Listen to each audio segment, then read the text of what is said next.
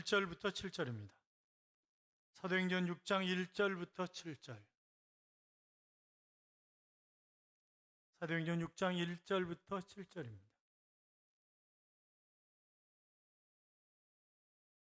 교도하겠습니다. 제가 1절 했습니다. 그때 제자가 더 많아졌는데 헬라파 유대인들이 자기의 과부들이 매일의 구제에 빠짐으로 히브리파 사람을 원망하니 열두 사도가 모든 제자를 불러 이르되 우리가 하나님의 말씀을 제쳐놓고 접대를 삼는 것이 형제들아 너희 가운데서 성령과 지혜가 충만하여 칭찬받는 사람 7을 택하라. 우리가 이 일을 그들에게 맡기고 우리는 오직 기도하는 일과 말씀 사역에 쓰리라.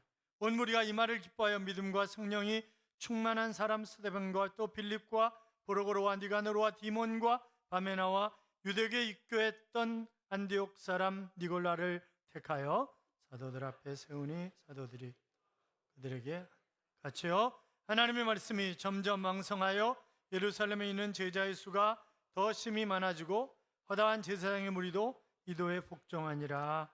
아멘. 같이 인사하겠습니다. 주의 이름으로 잘 될 것입니다. 더 잘 될 것입니다. 끝없이 잘 될 것입니다. 화창한 봄날 벚꽃도 오늘이 최고 절정이라면서요. 그래도 이렇게 예배 자리에 나오신 여러분, 하나님이 틀림없이 여러분의 삶에 복을 주실 줄로 믿습니다. 선거는 하셨어요? 왜 대답이 없어요?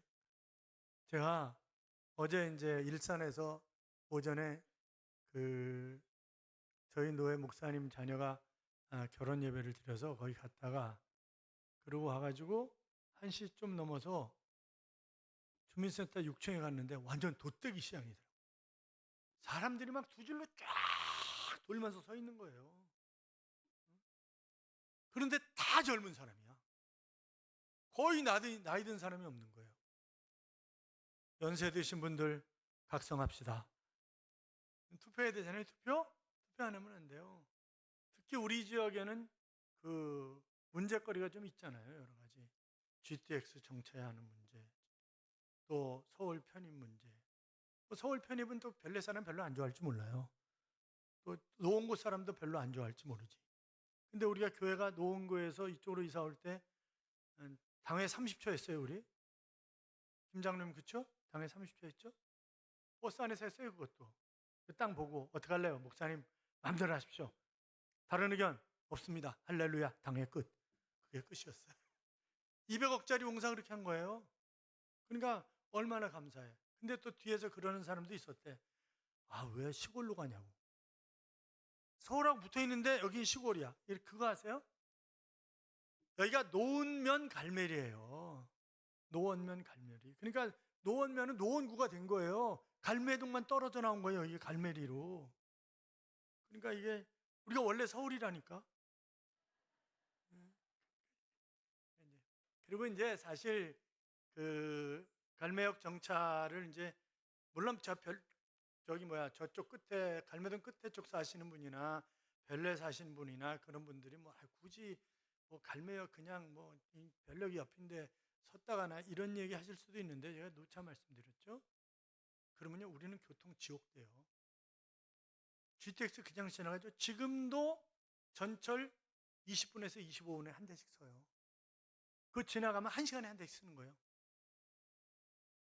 GTX 안 쓰면 1시간에 한 대씩 쓰는 거예요. 우리 그거 타고 출퇴근하는 사람 굉장히 많아요. 교통이 아주 복잡하기 때문에. 그래서 그러는 거예요. 그러니까 이제 우리 시의원인 김영현 집사를 위시해서 여기 또 백현정 집사 2부 예배 드리고 왔지. 그리고 구리시장 할 것 없이 이분들이 정말 애쓰는 거잖아요. 그리고 이제 거기에 대한 뭐 다른 뭐 이런저런 것들이 있지만 무임승차하는 인간들이기 때문에 여기서 얘기를 못 하겠어요. 여기서 그러니까 지금 이제 그 여러 가지 해결하기로 약속한 그런 사건들이 몇 개 있어요. 근데 여기서 차마 제가 얘기는 못 드리겠습니다. 못 드리고 어쨌든 선거를 잘 합시다. 선거를 잘 해야 돼요. 선거 안 하는 사람은 대한민국 국민이 아닌 거 아니에요? 하여튼 뭐 누구를 찍든지 하여튼 선거는 하자고요. 선거는 아셨죠?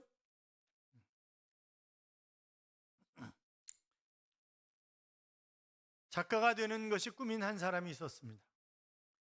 작가의 꿈을 안고 신문사에 취직했어요. 그런데 기사를 써올 때마다 핵심이 없잖아, 핵심이 없어. 이래가지고 맨날 찐빨 먹는 거예요. 그리고 전쟁에 참전했다가 결국 부상을 입고, 그리고 이제 소설을 썼는데 아무 데도 원고를 안 받아주는 거죠.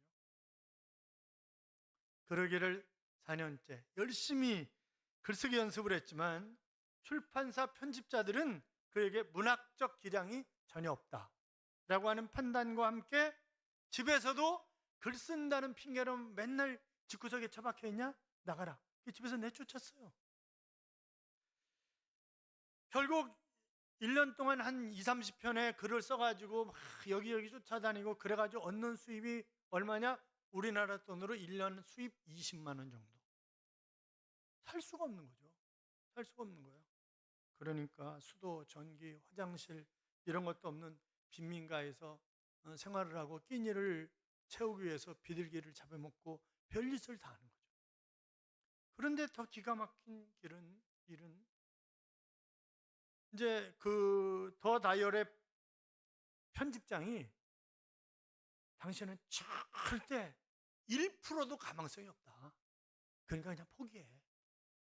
아주 문학가로서 사형 선고를 내려. 넌 도저히 안 된다. 그러니까 뭐 사람들이 설사 이 사람이 글 쓴 게 조금 괜찮아가지고 낸다 할지라도 이름은 빼버리는 거예요. 왜? 그 인간은 뭐 원래 뭐 형편없는 인간 이렇게 아예 소문이 나 있기 때문에 빼버리는 거예요. 여러분, 그가 누구냐면 노인과 바다, 무기여 자리거라 이런 것을 쓴 바로 어니스트 헤밍웨이라고. 그러니까 이 사람은 정말 재능이 없고 가능성이 전혀 없는, 모든 사람들이 전혀 가능성이 없는 사람 이렇게 낙인을 찍었지만 이 사람 한 가지 하는 거 있어요. 끝까지 포기하지 않는 거예요. 자기는 아주 끝까지 포기를 않는 거죠. 여러분, 끝까지 포기하지 않으면 나중에 길이 열리고 길이 보인다고요. 특별히 우리가 하나님의 자녀들인데 하나님의 일을 한다고 하면서 하나님 또 나에게 사명을 주셨는데 그걸 포기한다? 이건 있을 수 없는 일이죠. 갈라디아서 6장 9절에 보면 낙심하지 말고 선을 행하십시오. 실망도 포기도 하지 않고 꾸준히 선을 행하다 보면 복을 거두어 드릴 날이 올 것입니다. 이렇게 되어 있습니다. 포기하지 맙시다. 열심히 달려가자고요. 자, 초대교회에 일꾼을 세운 적이 2번 있었습니다. 한 번은 가룟 유다 대신에 마띠아를 뽑은 일인데 그것은 뭐 부족한 인원을 다시 채우는 일이었으니까 그렇고, 오늘 본문이 이제 진짜 일꾼을 세우는 그런 이야기가 나와 있는 거예요. 초대교회가 막 부흥을 했습니다. 막 하루에 2,000명, 3,000명 막 들어오고 놀랍게 부흥을 하는 거예요. 그러니까 처음에 사도들이 설교도 하고 다 하는 거예요. 신방, 선교, 교육 다 하는 거예요. 구제, 재정관리, 여기 뭐라고 되어 있다? 접대라고 뭐 되어 있던가? 접대라고 되어 있는데 옛날 성경, 개혁 성경에 보면 공계를 일삼는 것이 마땅치 아니하며, 그리고 그 밑에 각주에 재정 출납 이렇게 써 있다고요. 그러니까 헌금 관리라든지 모든 거를 다 이 사도들이 한 거예요. 그러다 보니까 사람이 많아지니까, 점점 많아지니까 문제가 발생을 했어요. 사람이 없을 때는 다 해도 상관이 없었는데 사람이 많으니까 문제가 발생한 거예요. 그런데 어떤 문제가 발생했냐면 헬라파 유대인 과부가 구제에 빠진 일이 발생한 거예요. 그 당시에 먹고 살기 힘들었어요. 그러니까 그래서 교회가 구제 활동을 열심히 했는데 특별히 이제 과부들에게 구제를 했는데 헬라파 유대인 과부가 구제에 빠진 거죠. 그래서 헬라파 유대인 과부는 이방 지역에서 살다 들어온 사람이라고 그랬잖아요. 히브리파 유대인 과부는 유대인 이 팔레스타인 땅에서 태어나서 자란 사람이에요. 그런데 히브리파 과부들 가운데 빠진 사람은 없는데 헬라파 유대인 과부 가운데 빠진 사람이 있는 거예요. 그러니까 텃세부리냐? 이렇게 나온 거예요. 그리고 우리 가운데 안 주는 사람도 있고 이게 뭐 하는 거냐? 이렇게 들고 일어난 거예요. 그러니까 문제가 발생한 거죠. 그래서 우리가 모든 거 다 할 수 없는 것 아닌가? 그러니까 우리는 기도하는 것과 말씀 전하는 것에 전무하도록 하고 교회 안에 일어나는 그런 문제들을 그들이 맡아서 일을 처리할 수 있도록 중직자를 뽑자. 그래서 뽑은 게 7집사예요. 그러니까 7집사는 다 뭐예요? 헬라파 유대인들이에요. 사도들은 다 히브리파 유대인이에요. 그러니까 헬라파 유대인 당신들이 지금 헬라파 유대인 과부 그 구제 빠진 것 때문에 문제가 생겼으니까 당신들이 문제를 해결해라. 그리고 교회 안에 일어나는 그런 문제들은 당신들이 해결해 줘야 된다. 그래서 두 가지 이유 때문에, 하나는 문제가 일어났을 때 그 문제를 해결하고 사도들의 방패막이가 되어주는 일을 위해서, 둘째는 바로 사도들이 기도하는 것, 말씀 전하는 것에 전무할 수 있도록 부수적인 그런 일들을 전부 다 감당해 주는 것. 그러니까 여기 이 집사라고 하는 이 단어가 성경 세 군데만 집사로 번역했고 나머지는 다 하인, 종, 사환, 섬기는 자 이런 것으로 번역을 한 거예요. 역할이 그렇기 때문에. 그러니까 지금으로 얘기하면 이 7 집사는 장로, 권사, 안수집사, 교구장, 선교장 이런 사람들이다, 그렇게 얘기할 수 있어요. 그러니까 침례교는 장로를 뽑지 않잖아요. 성경에 그 장로는 목사를 의미하는 거고, 그렇기 때문에 장로를 안 뽑고 16세기, 17세기 가면서 이 장로 제도가 생긴 거란 말이에요. 그러니까 이제 이 본래 이 집사라는 단어 원어가 식탁에서 섬기는 사람이에요. 식탁에서 섬기는 사람. 그러니까 자, 음식을 열심히 만들어요. 그래가지고 식탁에다가 정성껏 차려놨어요. 그리고 서비스 차지내나. 이거는 미국 사람들이 그 팀 문화에서 만든 그런 말이지, 서비스 차지라는 게, 여기서 봉사라고 하는 것이, 서비스라고 하는 것이 성경에 나와 있는 그 미국식 그거하고는 아무런 상관이 없는 거예요. 그러니까 이거는 순수하게 열심히, 그러니까 이렇게 생각하면 돼요. 어머니가 가족들을 위해서 음식을 열심히 만드세요. 물론 본인도 드시지. 그러나 만들어가지고 뭐 식구들이랑 울든지 말든지 뭔 상관이냐, 내가만 먹으면 되지. 그게 어머니는 아니잖아요. 그러니까 다 정성껏 만들어서 가족들이 오기를 기다렸다가, 그리고 함께 식사를 하든지, 옛날 또 한국 여인들은 다 식사하고 나가면 뒤에 늦게 드시고 이랬잖아요. 그러니까 우리가 여기 봉사라는 단어를 정의하면 이렇게 정의할 수 있어요. 봉사란 가족을 위해서 식탁을 준비하는 어머니의 심정과 사랑으로 다른 사람을 섬기고 보살펴주는 행위가 바로 여기 집사, 봉사라는 그런 단어이다, 그렇게 얘기할 수 있습니다. 자, 그런데 그러면 이 일을 하는 이 봉사자로서 섬기는 집사는 어떤 사람이어야 되느냐라고 하는 그런 얘기를 3절이 하면서, 형제들아 너희 가운데서 성령과 지혜가 충만하여 칭찬 듣는 사람 7을 택하라 그랬는데, 거기 칭찬 듣는다라고 하는 표현에 밑줄을 쫙쫙 긋고 증인이 된다, 그렇게 써놓으세요. 증인이 된다. 불편 없으세요? 증인이 된다. 잊어버려요. 우리가 금세 잊어버립니다. 그렇잖아요. 금세 잊어버려요. 그러니까 증인이 된다. 그러니까 지금 교회 안에서 봉사자로 쓰임받는 사람들, 교회 중직자로 쓰임받는 사람들이 어떤 사람이냐? 성령이 충만하고 지혜가 충만하고 증인이, 예수 그리스도의 증인이 될 수 있는 사람이다, 지금 그런 얘기를 하고 있는 거예요. 자, 그러면 제일 먼저 나온 게 뭐죠? 성령 충만한 사람. 학벌이 좋으냐? 신비한 체험을 했느냐? 돈이 많으냐? 문중이 좋으냐? 기술이 좋으냐? 그런 거 따지지 않는 거예요. 성령 충만이 첫째 조건이었어요. 여기 충만이라고 하는 단어는 두 가지 의미가 있습니다. 가득 채워진다, 가득 채웠다 라고 하는 그런 의미. 그러니까 성령으로 가득 채워져 있기 때문에 다른 것이 거기 들어갈 수 없는 거예요. 이기주의나 욕심이나 뭐 그런저런 모든 것들이 들어갈 수 없는 것입니다. 또 하나는 여기에 속해 있다라고 하는 그런 말입니다. 그러니까 충만이라는 단어는 속해 있다니까 성령에 속해 있다, 그런 말이에요. 그러니까 내 의지, 내 판단, 내 경험이 아니라 성령이 주장하시는 대로 판단하고, 우리 성령의 의지에서 하나님의 말씀에 순종하고 섬기는 그런 사람, 그렇게 얘기할 수 있는 것입니다. 자, 여러분, 성령 충만해야 되는 것은 성령을 받지 않으면 하나님의 일을 분별할 수가 없어요. 우리는 세상 일이 아니라 하나님의 일을 하는 거잖아요.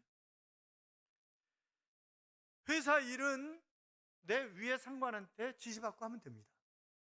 그런데 하나님이 우리한테 불러가지고 충고가 너 이렇게 해라, 뭐 그렇게 말씀하시지는 않으세요. 되게 교회와 목회자를 통해서 하나님이 이렇게 저렇게 비전을 주고 그 일을 이루어가도록 하시는 것을 볼 수 있는데, 그런데 문제는 성경을 우리가 읽으면서 성경 해석을 바르게 할 수 있는 능력이 우리에게 있느냐라고 하는 것입니다. 그건 제 자신도 마찬가지예요. 저는 신학 공부를 13년 했지만 저 자신도 마찬가지라고요. 왜냐하면 이게 너무 어려워. 그러니까 이게 번역한 사람들이 제대로 번역했냐, 그것도 또 문제야. 이게 없음, 이거는 가다가 없음, 이거는 또 이단하고 같이 번역하면서 그건 이단한테 해당이 안 되는 상황이니까 빼버린 거야. 그거는 그런 게 많아요. 그리고 이게 성경이 어떤 배경 속에서 이 말씀을 하셨느냐, 그것도 굉장히 중요한 거지. 그렇잖아요. 그러니까 단어 자체가 지금 우리가 쓰고 있는 의미와 옛날에 쓰는 의미가 다르기 때문에, 그래서 배경이 뭐냐, 어떤 배경 속에서 이 말씀을 하셨느냐, 이런 게 굉장히 중요한 거잖아요. 교회 사가들은 나중에 이거 성경 해석하시는 분들이 교회 사가들의 그 주장을 많이 받아들여 가지고 말도 안 되는 얘기를 한 것들이 많아요. 그러니까 이런 거예요. 대표적으로 얘기하면 이제 도미티아누스 때 누가 죽었어요. 근데 밖에서는 이 사람이 공금 횡령죄야. 근데 이 사람이 예수 믿는 사람이야. 그럼 교회 사가는요, 순교했다고 쓰는 거예요. 핍박받아서 순교했다고. 일반 역사에서는요, 공금 횡령죄로 죽은 놈이야. 이게 완전히 다른 얘기예요. 그러니까 양쪽을 다 보지 않으면 이게 이제 딴소리를 할 수 있는 가능성이 굉장히 큰 거죠. 제가 박사과정을 하면서 12명이 누가복음 15장 한 본문을 놓고 해석을 하는 거예요. 15명이 다 달라. 누구 해석이 맞는 거냐고. 그러니까 원전 연구할 수밖에 없고 다른 사람들이 어떻게 터치했느냐라고 하는 것을 볼 수밖에 없는 거죠. 그러니까 교회 사가들은 이렇게 쓰는 거예요. AD 64년에 로마 화재가 일어났을 때 네로가 불을 내놓고 기독교인들에게 뒤집어 씌웠다. 우리 그렇게 많이 들었어요. 그런데 네로는 휴가 중이었어. 네로는 불을 낼 수가 없어요. 휴가 중이었던 사람이야. 그런데 그렇게 다르게 기록을 하는 거예요. 그러니까 우리가 지금 이제 이런저런 부분들을 성령께서 나기 뒤에 이제 지혜가 충만한 사람 얘기가 나오는데, 그러니까 우리가 하나님이 공급하시는 지혜, 명철함, 성령 충만하지 않으면 성경 해석이 전혀 이상한 데로 가고, 이상한 데로 우리가 큐티를 열심히 해야 되는데, 큐티가 굉장히 중요하죠. 그런데 그건 나한테 적용되는 거야. 그걸 공통적으로 적용하기는 쉽지 않아요. 왜냐면 자기 해석일 수 있잖아요. 그거는. 그러니까 하나님이 나에게 꼭 필요한 것을 지금 말씀을 묵상하게 하시고 깨닫게 하시고 은혜 받게 하시고 하되, 그건 나한테 적용되는 거라고. 그러니까 우리가 그런 부분들을 잘 생각을 해줘야 된다. 어떻든 자, 우리가 주의 일은 성령을 받지 못하면 못하기 때문에, 그래서 제일 먼저 성령. 그래서 하나님이 예수 그리스도를 이 땅에 보내시고 십자가에 못 박혀 죽이시고 나를 구원하셨구나. 이런저런 하나님의 은혜를 깨닫게 되는 것은 성령의 은혜로 가능한 일이지, 그렇지 않고는 깨닫게 되지 못하기 때문에, 그래서 성령이 제일 먼저 나오는 거예요. 성령 충만한 사람. 그 다음에 지혜가 충만한 사람. 여러분, 교회 일 하다 보면 정말 열심히 해. 결과가 없어. 그런 사람들이 있어요. 왜 그래요? 지혜롭지 못하기 때문에 그래요. 어떤 애는 밤새도록 책상머리에 앉아있어. 성적은 그 타령이야. 왜 그래요? 공부하는 방법을 모르기 때문에 그래. 지혜롭지 못하기 때문에 그래요. 그러니까 이제 죄송해요. 저희 딸 얘기해서 뭐 둘째 딸은 저쪽에 앉아있고 큰 딸은 미국에 앉아있는데, 둘 다 공부를 정말 열심히 했어요. 그러니까 큰애는 공부하는 방법이 다른 거지. 공부하는 방법이 이게. 그러니까 그 결혼해가지고 남편 성적이 확 올라간 거잖아요. 그러니까 시댁 쪽에서 너무 좋아하는 거지. 응? 결혼을 하더니. 그러니까 이제 그 시아버지가 하는 얘기가, 네가 우리 집에 시집 와가지고 우리 집이 명문 가문이 된다. 야. 이러고 이제 그럴 정도로 이게, 죄송해요. 딸 자랑해가지고. 쟤도 정말 열심히 했어요. 그러니까 제가 맨날 신분 세탁했다고 그러는 거예요. 그러니까 한국 송서대학교 졸업했는데 연세대학교 대학원 졸업했잖아요. 그러니까 신분 세탁한 거지. 그러니까 공부를 워낙 열심히 했으니까 연세대학교 대학원 간 거지. 사회복지 전공한 거예요. 그러니까 이제 우리가 지혜가 있어요. 지혜가. 그럼 지혜는 어디서 얻냐 이 말이죠. 부의 주시고 꾸짖지 않으시는 하나님께 지혜를 구하라 그리하면 주시리라. 야고보서 1장 5절에 보면 그렇게 기록되어 있어요. 시편 119편 1절부터 무지하게 그래요. 119편은 거기 보면 다 주의 말씀, 증거. 그러니까 말씀을 여러 가지로 표현하면서 결국 말씀이 우리에게 지혜를 준다. 그래서 말씀이 지혜의 근본이다. 이제 그런 말씀을 하고 있는 것을 우리가 볼 수 있습니다. 잠언 8장 14절에도 보면 내게는 도략과 참 지식이 있다. 그렇게 말씀하셨고 또 이 말씀이 원수보다 나를 지혜롭게 한다는 거예요. 그러니까 원수들은 나를 넘어뜨리기 위해서 별의별 방법을 다 연구하는데 나는 뭐 그냥 성경이나 읽고 그러는데 그 성경이 나를 지혜롭게 해가지고 그래서 원수를 이기게 만들더라 이거예요. 또 스승보다 승하게 만들더라. 90편 119편 99절에 보면 우리에게 지식을 전수해 주셨던 그 선생님, 그래서 정말 우리가 존경해야 할 분들이 선생님 아니겠어요? 그런데 어느 날 보니까 내가 선생님보다 더 지혜롭게, 왜? 내가 하나님 말씀을 많이 읽었더니. 그러니까 말씀 안 읽는 사람하고는 아무 상관없는 얘기예요. 그게. 말씀을 잘 읽어야지. 그 다음에 100절에 보면 노인보다 오히려 더 지혜롭게. 여러분, 이 연세 많이 드신 분들은 뭐 파란만장한 삶을 산 거잖아요. 그러니까 온갖 것을 다 경험한 사람들이잖아요. 뭐 산전수전 공중강 다 겪은 사람들이기 때문에 뭐 뻑하면 다 알아요. 눈치만 봐도 다 알아. 그런데 어느 날 어르신들보다 내가 더 지혜로워져 있더라는 거예요. 왜? 말씀을 많이 읽었더니. 그래서 이 지혜로운 사람, 그러니까 지혜는 기도로 얻는다 그랬어요. 말씀으로 얻는다 그랬어요.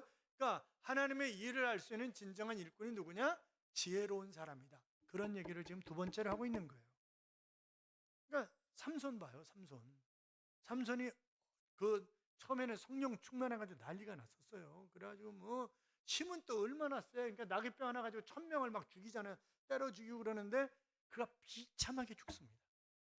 하나님 말씀 안 들어, 부모님 말씀 안 들어, 지멋대로 살다가 여자 하나한테 빠져가지고 정신 못 차리고, 그리고 결국 그는 비참하게 죽잖아요. 왜 그래요? 지혜가 없기 때문에 그래요. 그러니까 우리가 지혜로운 삶을, 그래서 잠언 3장 13절에 보면 지혜를 얻은 자와 명철을 얻은 자는 복이 있나니, 잠언 9장 11절에 보시면 나 지혜로 말미암아 내 날이 많아질 것이요 내 생명의 해가 길리라. 여호와를 경외하는 것이 지혜의 근본이요 거룩하신 자를 아는 것이 명철이니라. 그러니까 우리가 하나님을 알고, 하나님을 알면 또 말씀을 읽어야지 하나님을 알 수 있는 거잖아요. 그러니까 사랑하는 여러분, 지혜로운 하나님의 사람들이 되어 멋지게 쓰임받는 삶을 살아가시기를 주님의 이름으로 축원합니다. 세 번째는 어떤 사람이에요? 칭찬 듣는 사람이에요. 어떤 교회에 들어가는 골목 앞에 그 행상을 하시는 달 하나 놓고 거기다 사과 받아서 파는 분이 계셨어요. 그런데 이 한 아주머니는 늘 오면서 아주머니 오늘 사과 좀 상한 거 없으세요? 그리고 늘 상한 거 이런 거, 아유 더 가져가세요. 아니에요. 10,000원에 5개면 5개만 주시면 되지. 아니라고. 그런 거. 매일같이 사과할 때마다. 그리고 보면 그 봉지 들고 교회로 가시는 거예요. 그래서 야, 저 아주머니가 믿는 하나님이라면 나도 믿을만 하겠다. 그래가지고 교회 따라와가지고 등록했대잖아요. 그러니까 우리의 삶이 결국 삶 자체가 전도가 돼야 되는데 내 삶이 바르지 않으니까 이게 전도가 안 되고, 예수 믿는 사람은 그대나 잘해 그리고 그러잖아요. 응? 사랑하는 여러분, 우리가 가정에서 바로 서지 못하고 교회 일을 잘한다? 그건 거짓말입니다. 그러니까 집안에서 맨날 청소도 안 하고 맨날 쓰레기 구석에서 처박아 놓고 어디 갔냐 엄마? 교회 갔어요. 신앙생활 그거 잘못하는 거예요. 그건 신앙생활 아니에요. 그러니까 이 부인이 신앙생활 잘하느냐 아니냐 누구한테 물어보면 돼요? 남편한테 물어보면 알아. 그러니까 남편한테 물어보면 이 사람이 신앙생활 잘하는, 그 가정에도 충실해야 그리고 교회도 충실해야 되는 거지, 교회만 충실하고 가정에 불성실하다? 이건 예수 믿는 거 아니에요. 예수 잘못 믿는 거예요. 그거는. 마찬가지지. 남편들이 바깥에서 이상한 일 하고 뭐 가정도 제대로 안 돌보고 그리고 교회에서는 뭐 중직이라고. 그건 잘못 믿는 거지. 그건 가짜지. 그건 가짜예요. 가짜는 신고하세요. 응? 사랑하는 성도 여러분, 주의 일꾼뿐만이 아니라 선거에 출마하는 사람들이 좀 성령 충만하고 지혜 충만하고 칭찬받는 사람들이었으면 얼마나 좋겠어요. 그렇잖아요? 아니, 출마한 사람들의 대부분이 범법자래. 그거 이 뉴스 들으셨어요? 거의 뭐 반이 범법자라나 뭐. 그러니까 우리 지역에 나온 분도 음주운전 해서 걸린 분 있고, 또 어떤 분은 또 좁혀가지고 8개월 또 깜빵 안에 갔던 분도 있고. 아주 재밌어요 이게. 그러니까 참 우리가, 그거는 뭐 누구의 잘못이겠어요? 우리 잘못이지. 그러니까 우리가 잘 믿음 좋은 사람들을 잘 키워서 사회, 정치, 경제, 문화 할 거 없이 잘 귀한 곳에 쓰임 받을 수 있도록. 그러니까 지금 저는 이제 뭐 여기서 그냥 뭐 김영현 집사님 뭐 이것도 뭐 백현종 집사님 이렇게 얘기할 수 있는 건, 저분들은 국회의원 출마하는 게 아니니까, 도의원, 시의원이니까. 그러니까 애쓰고 신앙생활 잘하는 사람, 지금 선거 때 제일 바쁜 사람 아니에요? 선거 때 도와줘야 되잖아요. 가서 도와줘야 되는데 와서 예배드리고 있는 거잖아요. 그런데 다른 분들은 선거운동 갔나, 꽃구경 갔나, 어디 한 거예요 도대체? 응? 기사 당 대표들도 전과자들인데 뭐 말하면 뭐 하겠어. 범죄 전과자가 아니라 전과자고 범죄자고 그렇죠?